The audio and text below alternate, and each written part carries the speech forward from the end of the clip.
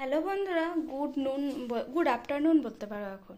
তো সবাই কেমন আছো? আমার বেঙ্গলি ব্লগে তোমাদের স্বাগত জানিয়ে নতুন ভিডিওর সঙ্গে তোমাদের কাছে চলে এলাম। এই যে আজকে এখানে পেস্ট করেছি মটরশুঁটি। অনেক দিন হলো এই ধরনের ভিডিও তোমাদের সঙ্গে শেয়ার করা হচ্ছে না। তো এই যে এখন দুপুর 2:30টার মতো বাজছে। আটটি পাড়তি কাজ হয়ে গেছে, এখন অনেক কাজই বাকি আছে, যেমন ঘরটর মুছবো, এ করবো, খাওয়া দাওয়া হয়েছে, জামা কাপড় কাচা হয়েছে। এটা ব্যবস্থা করে রাখলে আমার পড়ানো আছে বিকালে, পড়িয়ে টড়িয়ে উঠে এগুলো করা যাবে, কিন্তু এই এত কিছু বাঁটাবাঁটি করে করা সম্ভব হয় না। তো তাই তোমাদের সঙ্গে আজকে একটু শেয়ার করছি। মটরশুঁটি বেটে রেখে দিয়েছি, আর এতে একটু লঙ্কা, মানে একটা লঙ্কা দিয়েছি, দিয়ে বেটে রেখেছি। আদা ফাদা দিইনি, আদাটা আমার বাটা আছে, ওখান থেকে আমি দিয়ে নেবো। মটরশুঁটির পুরটা আগে রেডি করে নেবো, করবো মটরশুঁটির কচুরি। ঠিক আছে, তাই জন্য কড়াইও বসিয়ে দিয়েছি, তো তোমাদেরকে দেখাচ্ছি কিভাবে কি করছি।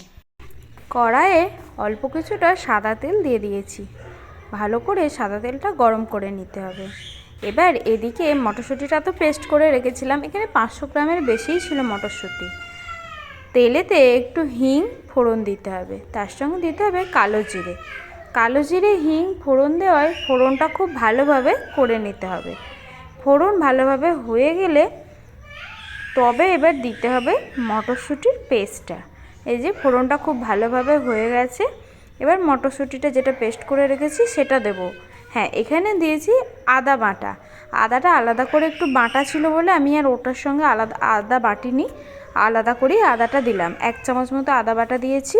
আমি একটু ভয় করছিলাম, যেহেতু ছেলেটা খাবে, যদি ঝালটাল বেশি হয়ে যায়, তো তার জন্যই আমি লঙ্কা একটা দিয়েছি, কিন্তু ঝাল খুব একটা হয়নি। পরে দেখলাম ওতে আর একটা লঙ্কা দিলেও কোনো অসুবিধা ছিল না। এরপরে পুরো পেস্টটা ঢেলে দিচ্ছি, খুব ভালো করে নাড়তে হবে। মটরশুঁটির জলটা যতক্ষণ না শুকোচ্ছে ততক্ষণ ভালোভাবে নেড়ে যেতে হবে। তারপরে স্বাদ মতো নুন এবং স্বাদ মতো চিনি দিতে হবে। তারপরে আরও ভালো করে নেড়ে নিয়ে যখন নামানো হবে পুরটাকে, তার আগে একটু 1 চামচ মতো ছাতু দিয়ে পুরটাকে নামিয়ে নিতে হবে, তাহলেই মটরশুঁটির পুরটা রেডি হয়ে যাবে। এরপরে চলো ময়দাটা মাখিয়ে নেওয়া যাক। ময়দায় ভালো করে ময়ানের জন্য সাদা তেল, একটু নুন, একটু চিনি দিয়ে ভালো করে ময়ান করে নিতে হবে।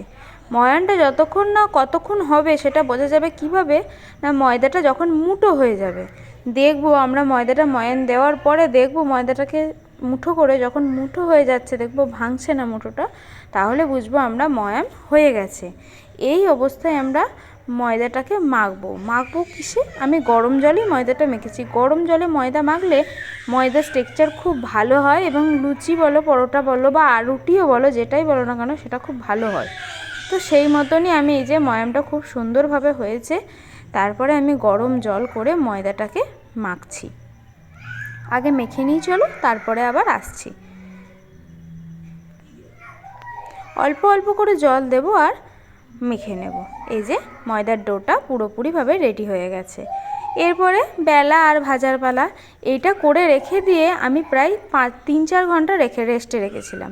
3-4 ঘন্টা রেস্টে রাখার পরে এই যে একটা একটা করে গুচি কেটে নিয়ে তাতে 1 চামচ একদম পুর ভরে ভরে দিয়েছিলাম। ভালো করে মটরশুঁটির পুর ভরে দিয়ে মুখটাকে ভালোভাবে বন্ধ করে দিতে হবে। পুর ভরার কাজটা আমিই করেছি, বেলার কাজটাও আমি করেছি, ভেজেছে আমার বর। তো এই মানে যে কোনো কচুরি টাইপের জিনিস একা হাতে করা যায় না, একজন বেলবে একজন ভাজবে, তবেই জিনিসটা আসলে ভালো হবে। তো এই যে আমি একটা একটা করে পুর ভরে ভরে রেখেছিলাম, এবং তারপরে আমি বেলে দিয়েছি, আর আমার কর্তামশাই সব জিনিসটা ভেজেছে। তো চলো বন্ধুরা, আজকের মতো ভিডিও আমি এটুকুনিই রাখলাম। তোমাদের ভিডিও কেমন লাগলো আমার কমেন্ট বক্সে কমেন্ট করে জানিও। যদি ভিডিও ভালো লাগে তাহলে লাইক, কমেন্ট, শেয়ার আর সাবস্ক্রাইব করতে ভুলো না কিন্তু। আজকের মতো টাটা, সবাই ভালো থেকো, গুড নাইট, শুভরাত্রি সবাইকে। ওই যে আমার বর ভাজছে আর আমি ভিডিও করছি। টাটা বন্ধুরা।